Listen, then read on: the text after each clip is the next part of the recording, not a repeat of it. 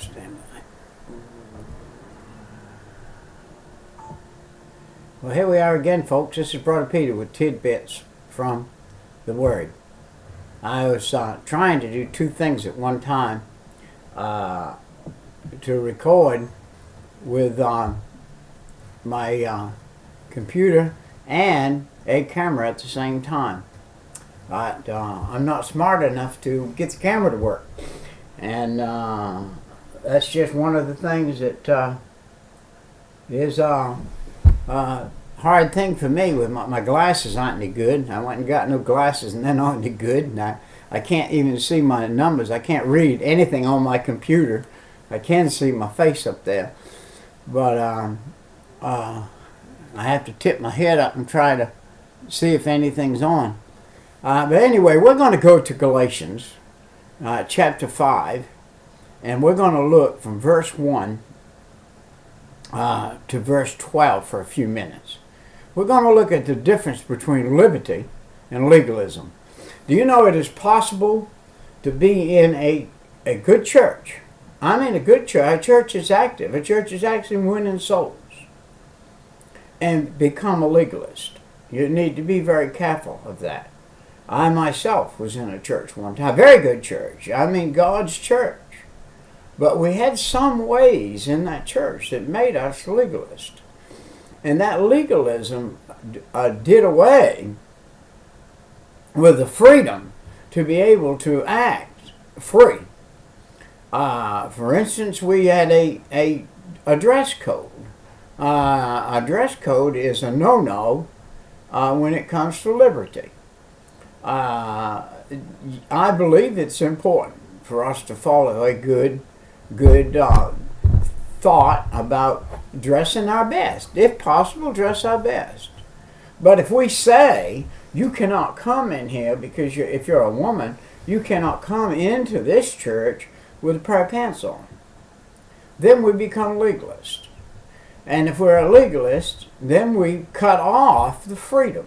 As we talk about in these first couple verses right here, 1 and 2, Paul lived in a day when there were bond women. They were bond, completely bond. That means they were bought, and because they were bought, they were not free.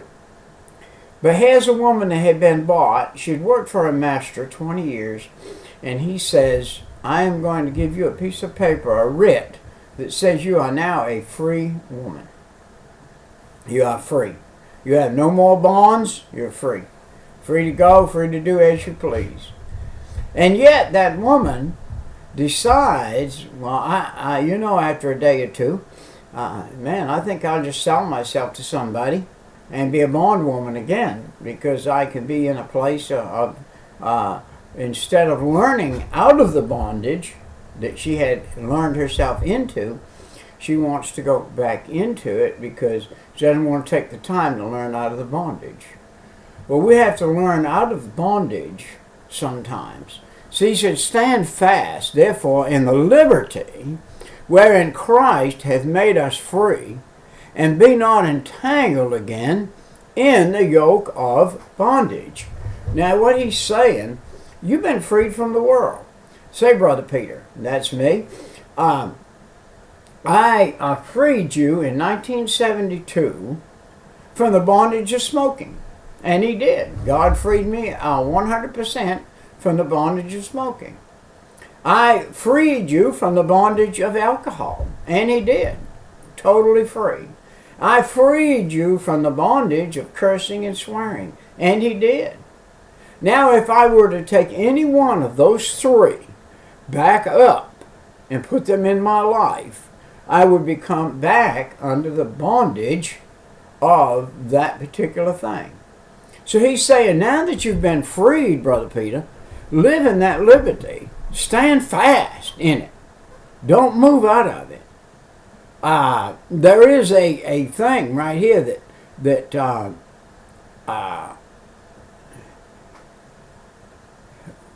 we need to take a continuous stand. Continue in it. Continue in it. Continue in it. Continue in it. daily. Continue in it. A continuous stand.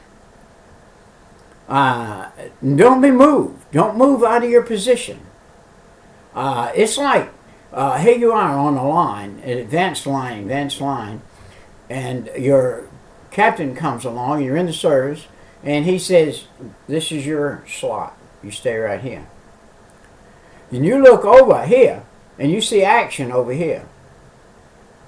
And you keep looking, and there's no action where you are. You say, well, I think I'll run down there where the action is. Well, by the time you get down there where the action is now up where you were supposed to be, and there's nobody in your slot. So therefore, you have a place that is a hole in the line, and you're the one that made it. Because you got your eyes off of where you were supposed to stand. Now, if you're put in a place to stand, stand in that place. Let me tell you what, if you're a Sunday school teacher, which I am, and you're put in that position, you better be the best Sunday school teacher you can be. You better be the best Sunday school teacher you can be. Let me tell you something. I'm observant of Sunday school teachers. You need to be in your classroom 1/2 hour early every single time. Prepared.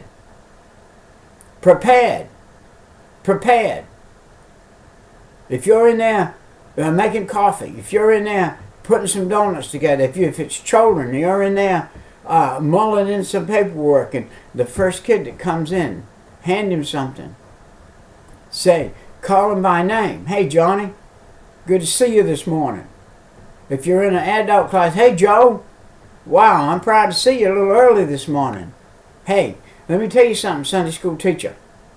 The earlier you get there, the stiffer you stand fast in your position. The earlier you get there, the earlier those people are going to get there. You're going to have people start getting there the same time you do. They want a 1/2 hour with you. They want a 1/2 hour to mull around. And they're going to buy them, if you're an adult teacher, by those adults getting there earlier, they get their children there earlier. For the Sunday school young teachers, for the children. I have Sunday school children. I have only got 11 boys on my roster. But I have boys, 3 or 4 or 5 boys that come in late. They come in after our class has already started. Why? Because their parents came in after class already started in their class. Why? Because the teacher's not standing fast. Teachers, if you're here, you need to stand fast. You need to be in your Sunday school classroom 1/2 hour early. If you're a Sunday school teacher and you have a practice and you come pray before Sunday school in another location and it interferes with your timing to be in your class, the prayer is going to be in vain. The prayer is going to be in vain. Your duty is to your class. You got all week to pray. And if you're going to come pray on Sunday morning, come pray early. Come exert yourself. If you're praying at a convenient time, oh, we're having this prayer meeting because it's convenient. No, if you're going to pray, pray at an inconvenient time and God will hear your prayer. But if you're somewhere in a closet praying when you're supposed to be in the room entertaining and making grow and helping that person that comes in early to stand fast, then you're failing as a Sunday school teacher. You want to be a good Sunday school teacher? Don't fail. Therefore, he said, in this liberty wherein Christ hath made us free, and be not entangled again with the yoke of bondage. You make yourself, you put yourself in a yoke of bondage if you're a latecomer Sunday school class teacher. If you come in just 10 minutes to it, you say, well, I got somebody else comes in and makes the coffee, but that's not you. Well, I got somebody else comes in and sets the buns out, straightens the class up, and gets my camera on and gets all the stuff ready, that's not you. If you're a Sunday school teacher, you are the head. You are the head. You have destroyed your first impression. What is your first impression? That he's always there? That he might have been there all week? That he might have been there all week? And he might have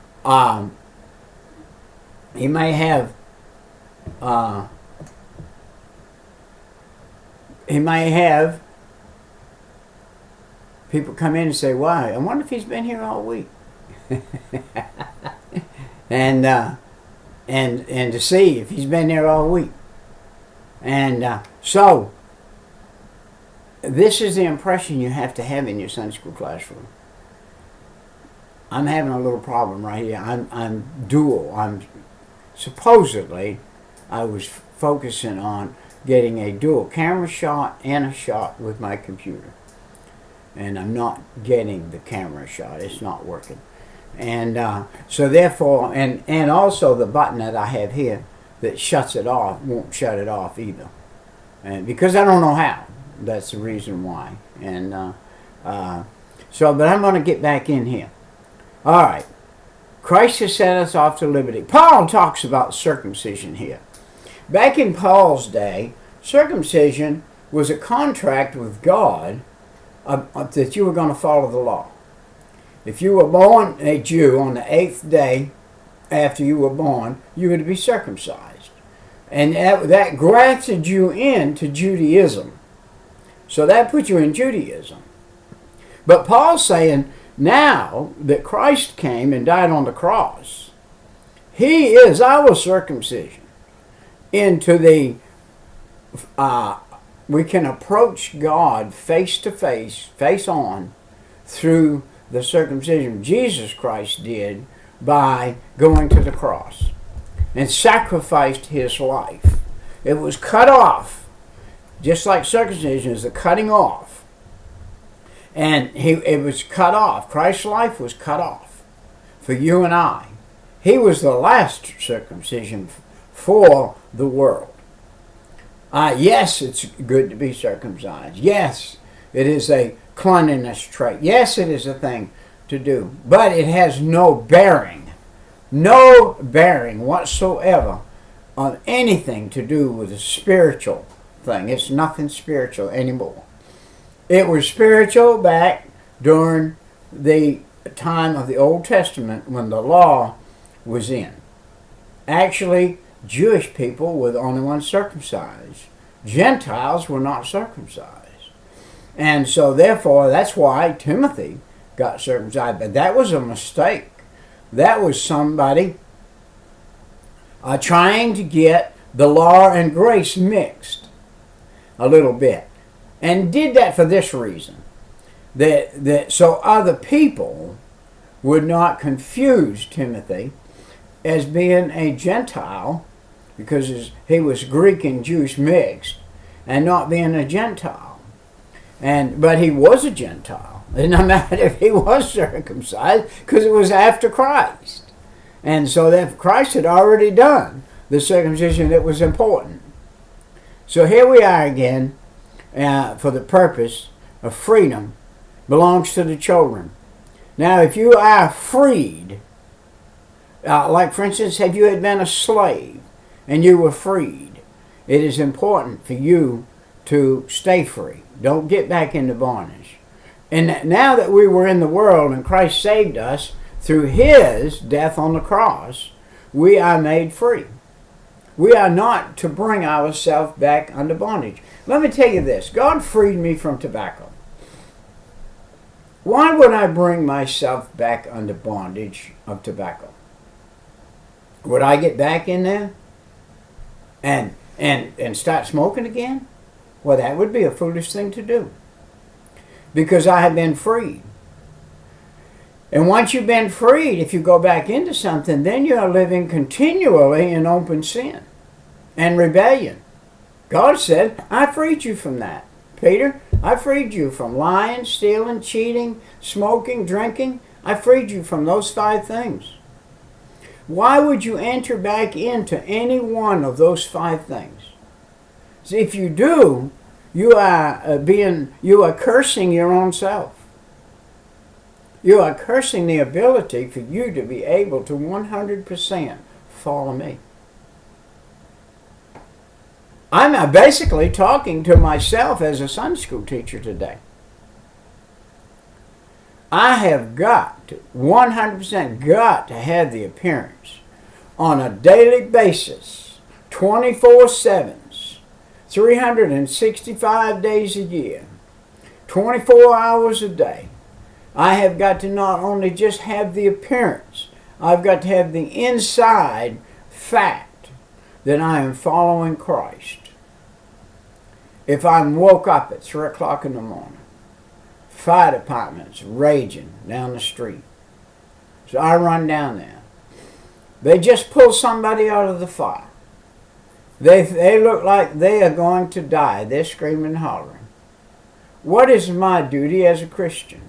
My duty as a Christian is to say, listen, fella or lady, ask Jesus, forgive you of your sin, come in your heart and save your soul. Right now. You're in between. They're toting her on a stretcher, putting her in an ambulance. They're trying to get you out of the way. You sowed that seed. And it got into their head, they need to, in their heart, they need to ask Jesus right now. They're headed closer to death than they've ever been, probably. They may live, but they can live now knowing that they just made a decision at the point of death. And so that's how important we are. We are that important, but we must act when the door is open. And the door was open to talk to this person for this minute, for this time. Listen to what Paul said. Behold, that means, listen to me now. Take a hold of what I'm saying. Behold, I, Paul, say unto you, that if you be circumcised, Christ shall profit you nothing. He's saying if you be physically circumcised now, after the cross, Christ profiteth nothing. Because he's the one that did the circumcision. He's the one that cut you off from the world just by asking him. Just by saying, God, I am a sinner. Forgive me of my sin. Come in my heart. And by asking him, you have become that person. So Paul became a steward. He was already a steward of his job. He was one of the best stewards in the job that he was doing. It was his job, and he felt like his duty, to rid the world of Christians. The last Christian that Paul was involved with killing was Stephen. Hey, Stephen was so close to God that God himself turned his head, actually came on the scene and said, hey, fella, you ain't going to get away with this anymore.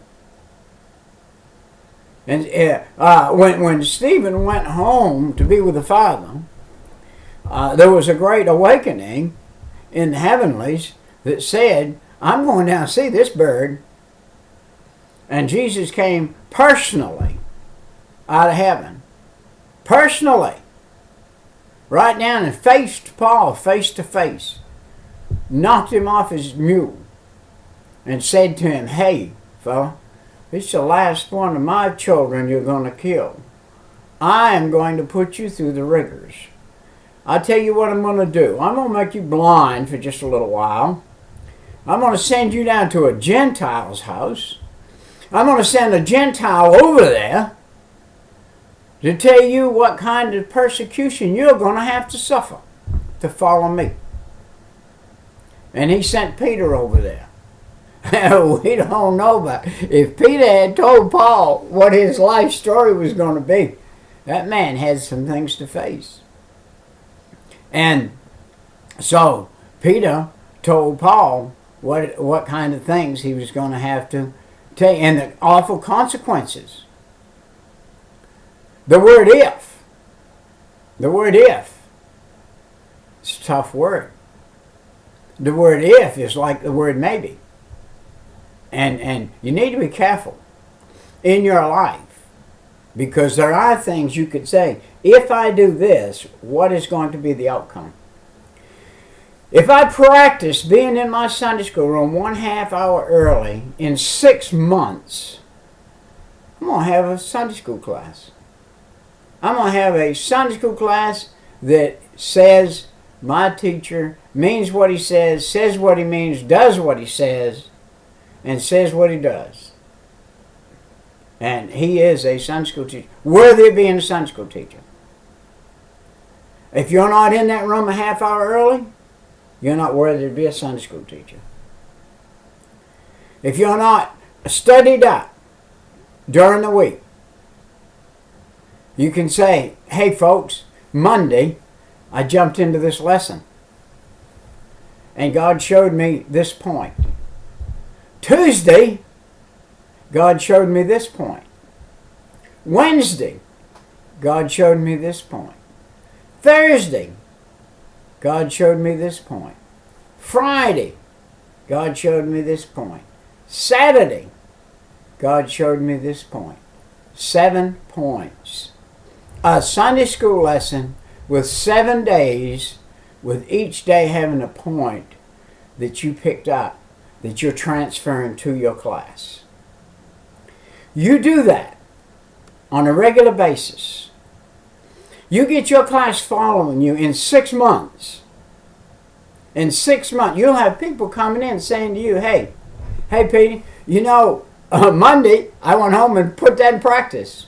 You say, what is that? What is that, John? What did you put in practice? This thing you do. Well, what is that I do that you put in practice? I did something in the lesson that you taught last week on Monday. I looked at it on Tuesday, and I looked at it again on Wednesday and Thursday and Friday and Saturday. I'm ready for something else now. What'd you do this week? Hey, you now have an interested parishioner in your class. And they will all become that. I saw a person build a Sunday school class with that method. What was he doing? He was showing his life generally. His Christian life generally. That's what his Christian life is. Generally, it's every day in the book. Every day in the book. You start out with prayer. You start out with closeness to God. You start out giving your day to the Lord and saying, Lord, this is your day. I'm going to be glad. I'm going to rejoice in it, whether it's a good day, bad day, indifferent. No matter what the day is, I am going to rejoice and be glad in it. And I have seen that person, that same person I'm talking about, I have seen them for years having one of the baddest days, one of the worstest days he could possibly have, and he was rejoicing and being glad in it. Hey, you got to choose whether you want to be under bondage or whether you want to be free. We're talking about bondage and freedom. Freedom is overriding what the devil would put on as bondage. Do not allow the devil to make a flat tire on your car put you under a bondage for that day. You will be under bondage for that day if you don't repent, and repent quick, that you got real upset about that flat tire. Because that flat tire is a means for you to do 2 or 3 things. One thing it is, if you're going to get somebody else to change it, it's a means for you to witness. To give a tract, to give a good word, to give a tract, to give a little bit of money maybe, and a little bit of something to somebody else, and to prove that you are the person you say you are. You're godly. And even invite that person to your Sunday school class. You may want to get somebody beside yourself to do it just for that reason. Use every opportunity. Use every opportunity to be that teacher that you are. You are a teacher. If you are called to be a Sunday school teacher, you are called into one of the best promotion positions that you could possibly be in. You are second to the preacher. You are just before the preacher. By the way, there are some people that come into the church building after Sunday school and don't get anything out of the preacher. They sit behind somebody with a baby going goo, goo, goo, goo, goo, goo, goo, goo. Somebody who came to church and didn't care anything about church. They didn't care anything about anybody around them either. If they're in interference, if they're playing with their telephone, if they're goo-gooing the baby, if they're talking with each other, if they're snoring, they interfere with those around them.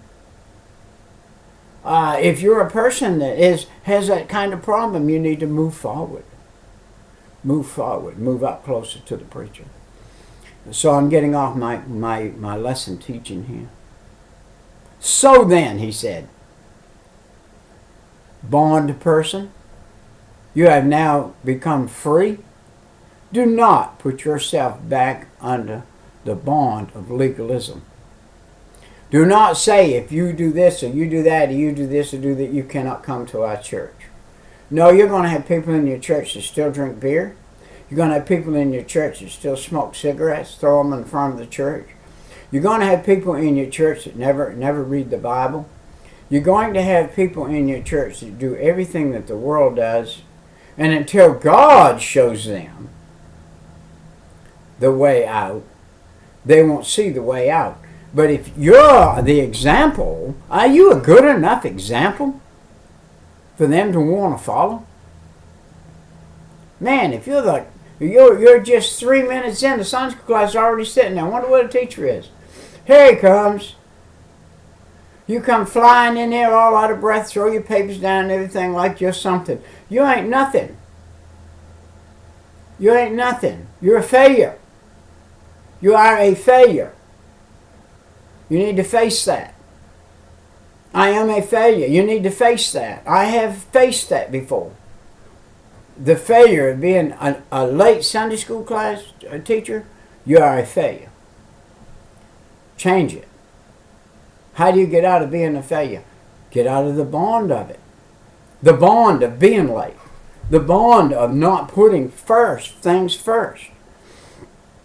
You have 1 week. You have 168 hours in a week. You're going to teach Sunday school for 45 minutes max. And out of 167 hours that you've had to get your lesson together and to get yourself together and to present yourself as a servant of God, not the servant of mammon, a servant of the world, but as a servant of God, you blew 167 hours into something that blew up. Because your most important role in life, if you're a Sunday school teacher, is that 1 hour. If you're called for that 1 hour, you need to put 167 hours in that hour. And if you could do that, you would be in good shape. You'll build a Sunday school class. You'll build Christian people. You'll build a class that's worthy of heaven. Well, this is Brother Peter. Our time's about come and gone. And I didn't even get to the second verse. I did. Let me quickly read the third verse. For I testify again to every man that is circumcised that he is a debtor to do the whole law. He's saying if you're going to bring a law into the church, you're going to be a debtor to all the laws of the church, and therefore you won't be a spiritual person. You'll be a law-abiding person. You'll be saying, I don't think they ought to be here. They don't wear a necktie, and it's a law in our church. You have to have a necktie on. Uh-oh. You just set some precedent that's not spiritual. You have to have a long dress on if you come in this church. If you're a woman, you cannot come in this church with a pair of pants on. If you smoke, you can't belong to this church. If you chew gum, You are gonna go to hell. I've heard all of them. Listen, Paul said, the law is done away with. Jesus circumcised the law. He cut it off and put it back. And now we live under grace. So live under the grace of Jesus Christ. Get in Him.